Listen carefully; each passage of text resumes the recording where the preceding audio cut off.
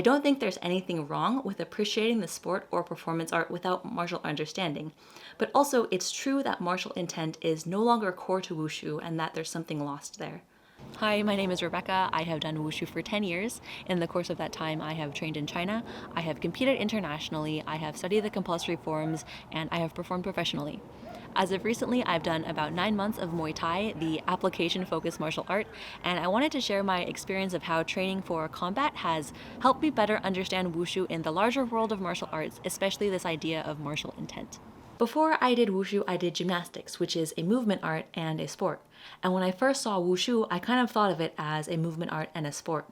There is a library of movements and some way to do them correctly or incorrectly. There's also a high degree of athleticism, and in order to play the sport, you push that athleticism and try to do the movements as well as possible. This is how I thought of Wushu when I first started. There were some movements that had to be correct, and you had to push the athleticism to play the sport.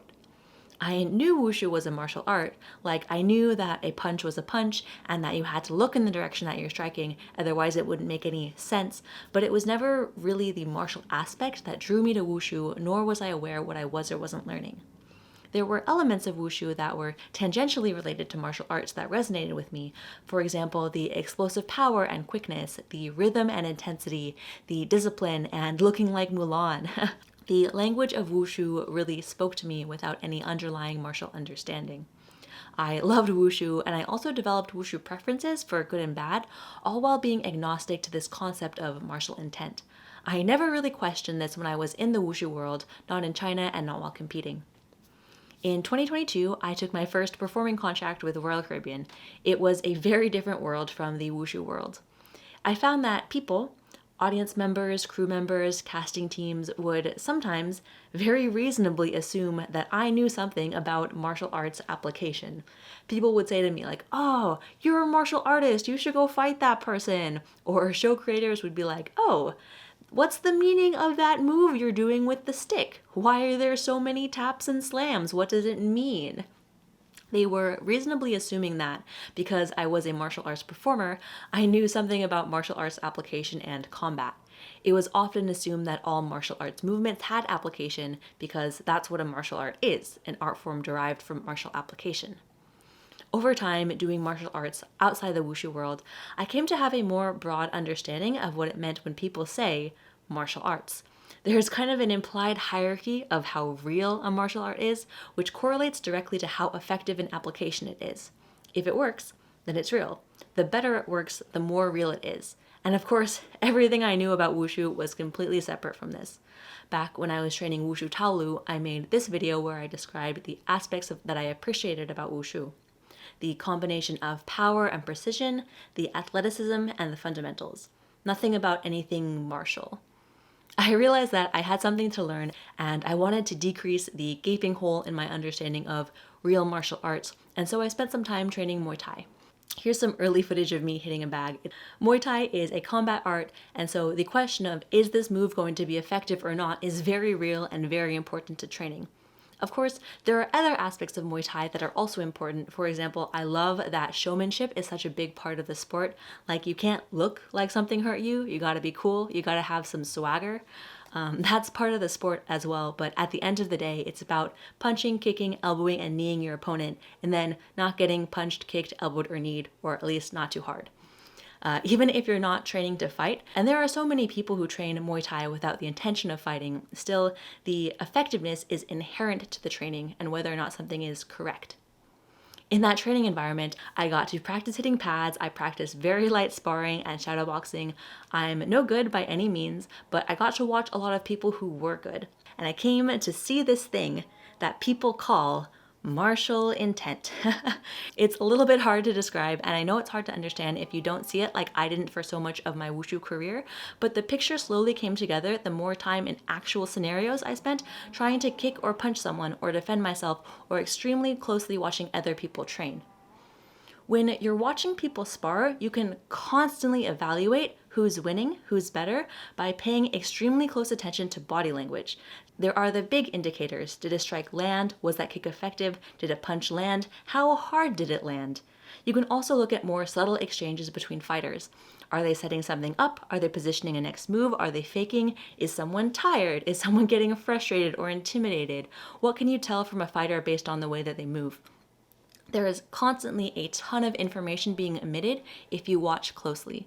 You can also read a fighter's movements when there's not even an opponent there. When a fighter is shadowboxing, they're still practicing the movements with intention, as if they're imagining someone that they're working on. Every movement is done to have some effect in the world.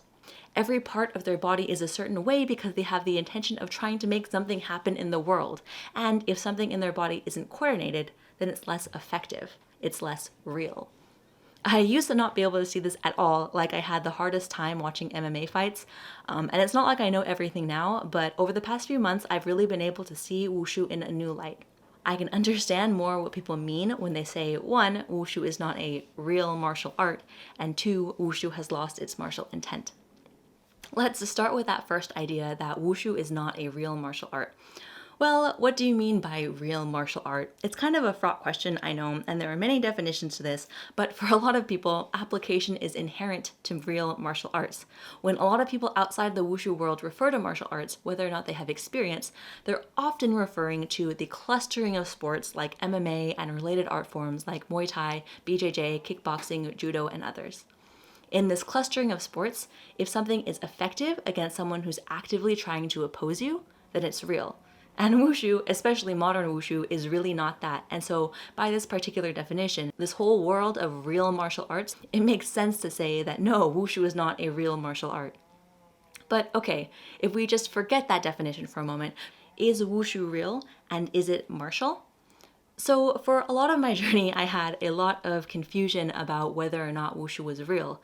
This could be a whole video, but in short, when I first started, I remember sometimes I would see glimpses of Wushu that blew my mind. Like, it would send off a sea of fireworks in my brain, and I couldn't really describe what it was. I met some people who felt the same way about the same Wushu, or they'd have slightly different preferences, or some people who just wouldn't care about the Wushu that I liked, which was really confusing and made me think for a while that maybe Wushu isn't real.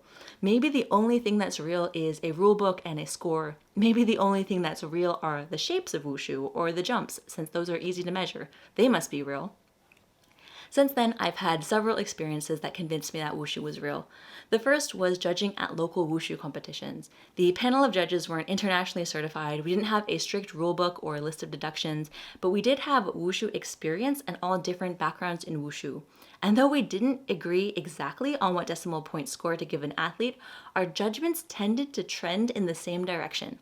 If Wushu weren't real, then it wouldn't be possible to tell good Wushu from bad without an agreed upon rulebook. We all had slightly different evaluation systems in our head, but the scores tended to trend in similar directions. For me, it makes sense to say that Wushu is real because you can say things like, that Wushu was good, or that Wushu was bad, and it doesn't just mean that someone's dances were lower, or that they're more athletic, or that they had higher jumps. Good Wushu is some combination of that, and more and less, but what it is Wushu. Of course, there's always disagreement over exactly which athlete is better, but my point is that there exists some hierarchy of good and bad Wushu that's real, that experienced Wushu people know, that doesn't depend on martial application or a rulebook. Maybe this is all too woo-woo for you and you're not convinced at all, but if you have a better argument for or against, leave it in the comments. This brings me to the next question of, is Wushu martial? I've heard over and over again that Wushu has lost its martial quality, or that it used to be a martial art and now it's just a movement art and a sport. This confused me for a while since, while you're punching and kicking and slashing a sword, how is that not martial arts? But now it's clearer to me what that means. Let's come back to this idea of being able to read martial intent from an athlete's movements. When you look at a fighter shadowboxing, doing pad work, sparring, even doing line drills, you can see that the movement is trying to make something happen in the world. Even if it's as simple as brushing a hand out of the way or orienting your body in a certain direction, you can see intention even in lower level athletes. They're not trying to be beautiful, they're trying to make something happen. And that thing that they're trying to make happen is kneeing their opponent in the gut. Additionally, in high-level athletes, there's complete coordination of the entire body and presence towards whatever the intention is. Similar to how you can read martial intent in a fighter, it's possible to read martial intent in some Wushu. This was the first form that really let me see martial intent in Wushu. The athlete's name is Li Shuhong, and every movement is trying to do something. For me, in those clouds, you can see how the blade is slashing through something, or she's parrying her opponent, or stabbing, or getting out of the way, or just moving her or the opponent's weight around. Every movement is doing something. You can also see martial intent when you look at where an athlete is going. When you watch someone shadowboxing, it's always clear what direction their opponent is because their whole body orients itself in preparation. In old school wushu, the direction usually makes a lot more sense in new school wushu. They'll be charging in some direction and then something may happen in another direction and then they continue in some direction, but whatever direction they're going is all coordinated. I think it's a bold claim to say that martial intent is completely gone from modern wushu, but I think it's safe to say that martial intent is no longer a core component of the sport. I'll use myself as an example of how you can compete at a high level of wushu without really any martial intent. I am looking down between movements. I have a lot of movements that have lots of movement to them, but minimal martial arts application. And then of the movements that do have martial application, they're not really spoken with intention. While some wushu can be read move by move for martial application, the same can be said for most wushu nowadays. I wanted to share my thoughts because I think my journey tells an interesting story that I loved wushu for a long time, agnostic to martial intent, and I don't think there's anything wrong with appreciating the sport or performance art without martial understanding. But also, it's true that martial intent is no longer core to wushu and that there's something lost there.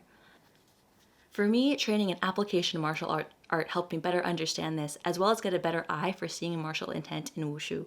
I hope this video helps you see something new about wushu, and if it does, leave me a comment to let me know. Thanks!